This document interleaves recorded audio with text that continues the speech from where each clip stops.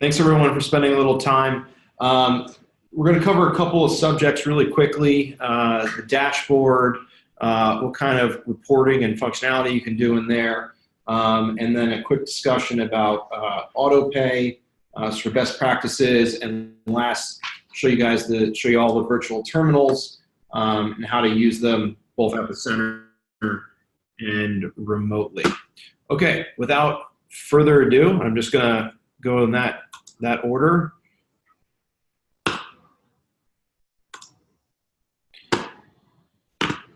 I just started a screen share with you. This is actually a live dashboard, but it's only been used once deliberately. It was by me. I ran a test transaction on purpose. So this is the landing page. It shows that there was a single transaction here, $9.50. You got one deposit account, so it's for one center. Now, I'm going to want to refund this transaction to myself. So I've got a couple of ways I can do this, but we're always going to start with the search transactions. There's nothing going to be preloaded for you. It's not a payment stream. It's not showing you live transactions. So I can just come down here and search, which will just give me the 200 most recent records. I also could look by my own last name, which is what I'm going to do, which will narrow it down to just transactions related to me. So there's this transaction of $9.50. So I'm going to click view. Now, if I had made this transaction today, it would have said void up here, but I did not. I made it the other day. So it just says refund, and I'm just going to refund this transaction. Now, this was a virtual terminal payment, so there's nothing to sync in to operate. The virtual terminals stand alone, but if you're refunding something, see right here where it says checkout, that means it's from our checkout module or virtual terminal. If it's from operate, and it will say operate here, I recommend going back in and just making sure that unwound, the transaction unwound itself successfully in operate. You can see here the ledger activity. This payment had not yet settled, otherwise it would have the settlement here, but it does show that the refund is now going back. Any questions on voids and refunds? Feel free to ping in the chat or speak out loud.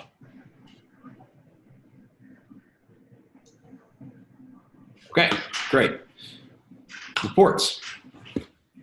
There's a few reports in here. This stuff is pretty straightforward. If you do not put a date range, and this goes for all of these, if you do not put a date range, you will get your entire account's history. Whether that's short because it's a new account, or if it's long because you've been with us for years, you will just get a full data dump. You have the ability to throttle, for those of you with multiple centers or those of you who will have multiple centers, you have the ability to throttle down to a single location if you're not looking for all. Transactions is exactly what it sounds like, so that's all data related to each transaction, both successful, failed, any disputes, refunds, it all will be in there. Settlements is only what's gone into your bank account or out of your bank account. So those are your daily batches, which could be one payment, meaning one member paid and settled to you, or you could have 40 members that paid and settled to you. But this report is going to be for going right alongside your bank account. So if 40 members paid, you're going to get one batch settlement for us for that center for the day, and you're just going to see the lump sum and the settlement. The auto pay report. This is a running list of who has enabled auto pay. If you want to see recent changes, then you would narrow that down by fields. So if you do all, you're going to get the full history, including anyone who's toggled on or off, or if you have members that have left because you've been with us for a while, then those people will be included too. If you're just looking for recent additions, then you want to narrow down the date range. All right. I'm going to show you a quick sample report of what it looks like if you do transaction exports. I've deliberately blacked out the amount fields and also who the operator is that this belongs to. But you can see we've got a lot of data here, including account names, email addresses, how they paid. Now, a very common question is, what's this fee column? These are the fees that we're billing you. They are not the fees that your member saw. In order to be 50 state legal on the credit card, you guys cannot be aware of fees related to card processing. So it cannot be in your accounting, it cannot be in your bank account. So we don't show it to you anywhere. Again, those card transactions are free for you anyway. So you're only seeing the fees that we're billing you, which is the ACH.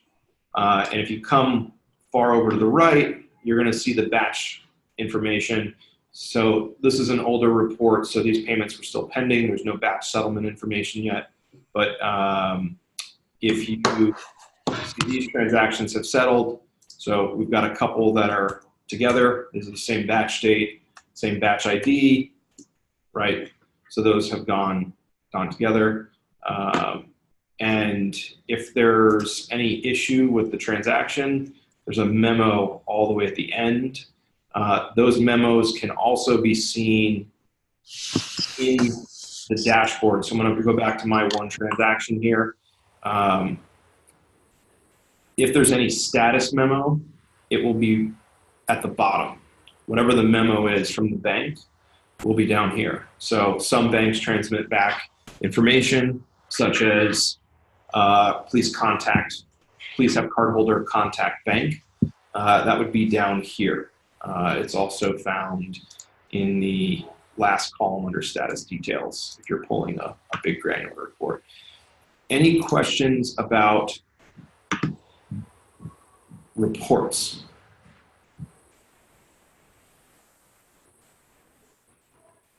Okay, still nothing in the chat and not hearing anyone, so I will move along. Next, why don't we just jump into the virtual terminal next. Some of you have gotten these, and some of you will be getting them later today. This is a virtual terminal. The URL is unique to your processing account. So do not try and write this one down. You will be sending money to somebody else. So with this link, you can, best practice is to, like, if you have an iPad or some other sort of device at the front desk, someone's coming in that you don't want to give a member account to in Operate or any other sort of one-off where they're not going to have their own login. This is a super easy, lightweight way to take a quick payment. So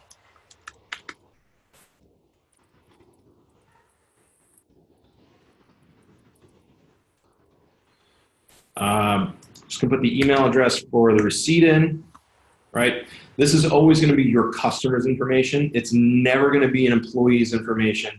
It's never gonna be your center's information. This is always 100% your customer's information every time.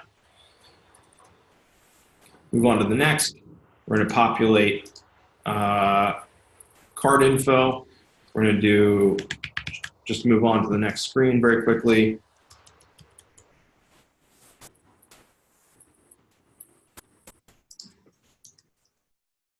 This, of course, will not actually work, but I just want to be able to move on to the next screen.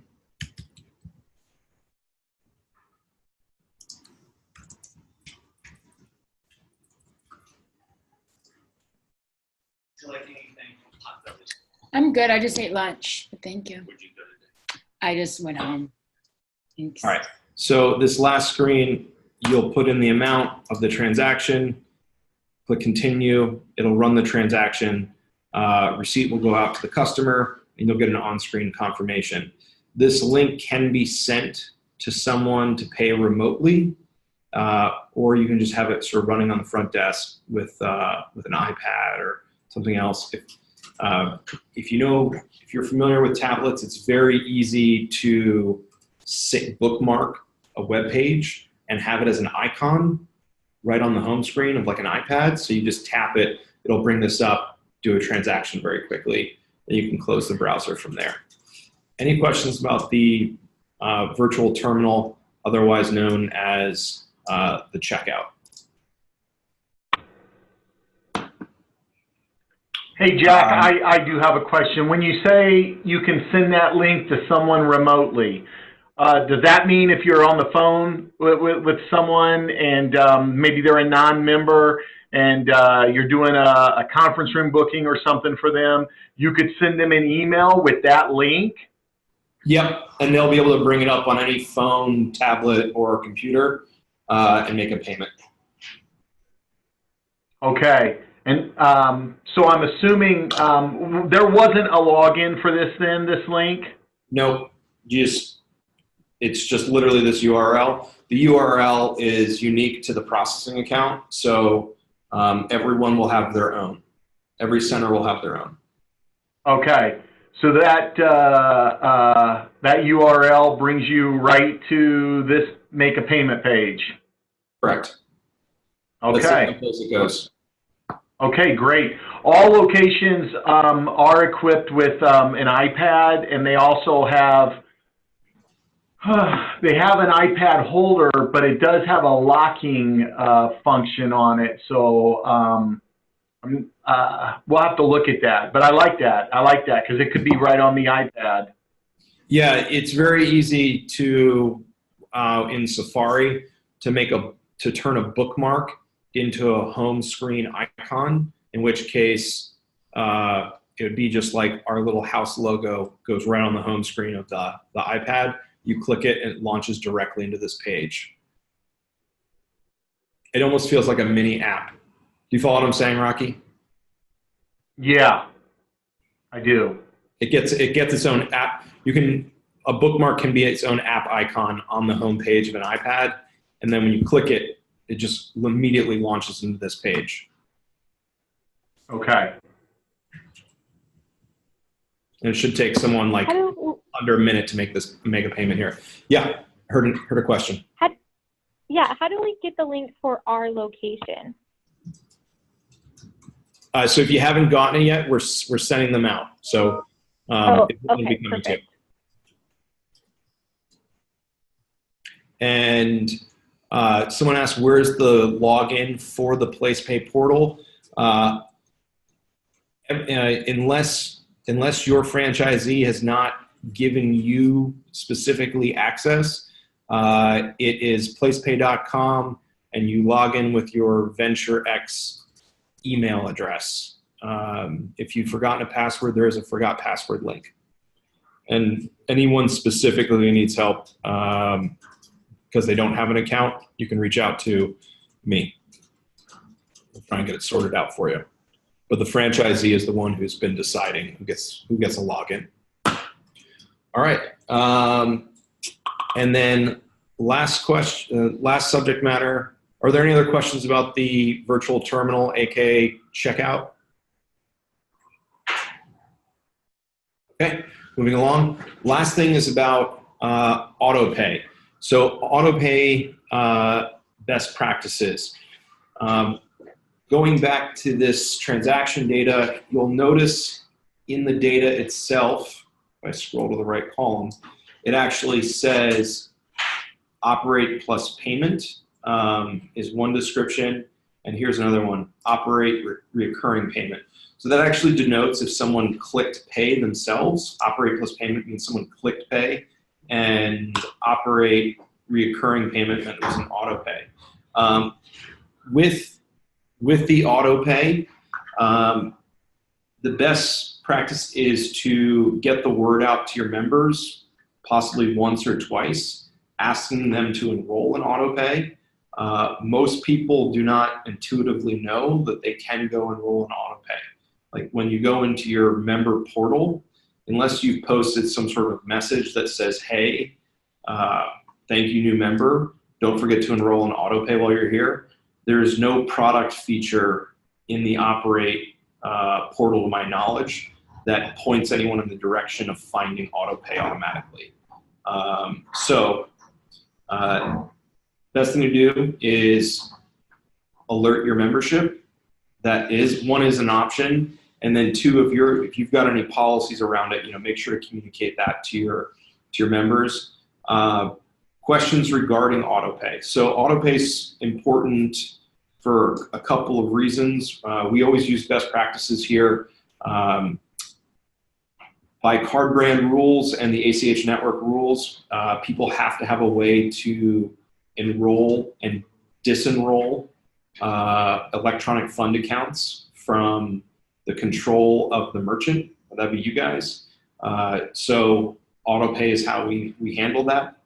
And then in terms of adding an account,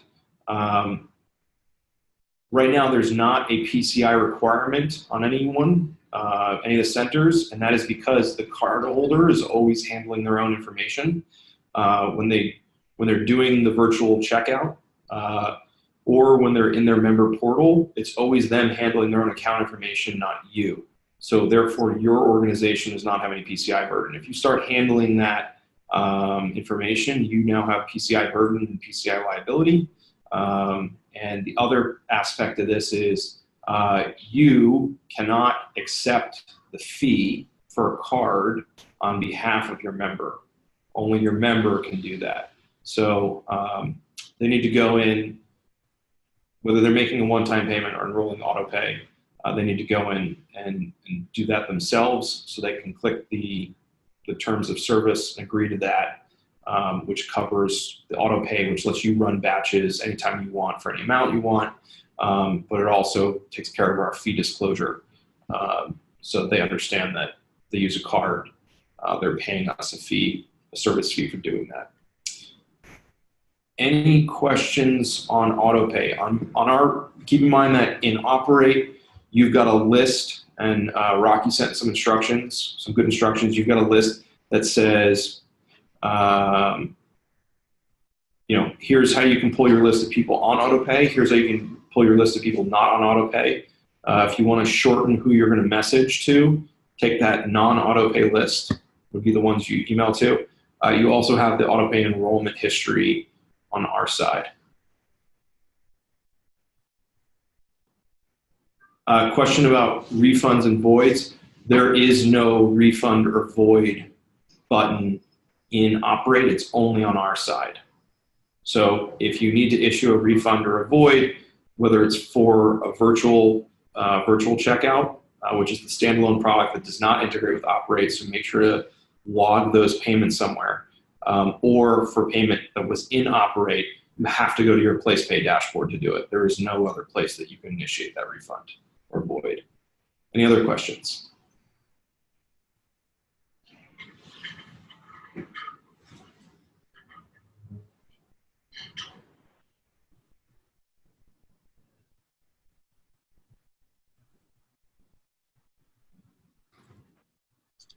Going once? Going twice? Rocky, you have anything else you want to cover? No, Jack, I think you did a good job of hitting all the points. If nobody else on the call has any questions, I think we're good. All right. Well, in that case, a few minutes back to your day. We're underneath the 30-minute mark. Thanks, everyone, for taking a little time. I know we've got bill runs on the 1st. We're in the office. Don't hesitate to call or email with questions. I believe that Ascensus is going to help people with their first autopay batch runs. But anything payment related, don't hesitate. We're here.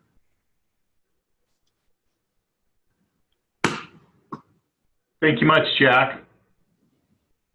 All right.